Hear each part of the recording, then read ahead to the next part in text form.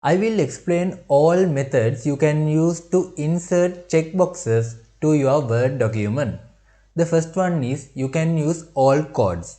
2610, immediately press all plus X, empty box. Then again 2611, alt X, 26112, alt plus X. Last one 2613 and alt X.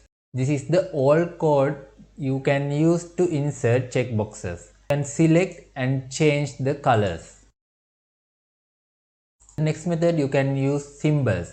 Go to insert tab, symbol, more symbols, then select font as Windings 2. You can view different type of checkboxes. Click on you want and insert. You can change the symbol color as previous method.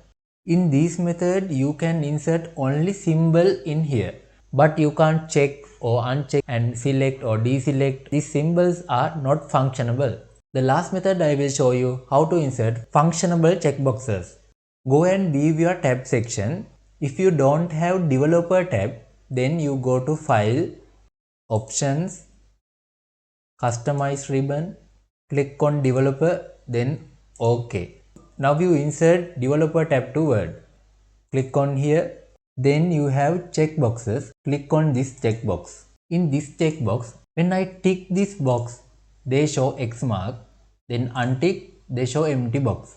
Now I want to add correct mark when I select this box. Go to your properties, select checkbox symbol. You can change, select font as Winding 2, then right position, OK. Click OK. Now you select your checkbox. It shows right button. You can select any symbol as you want when you tick on checkboxes.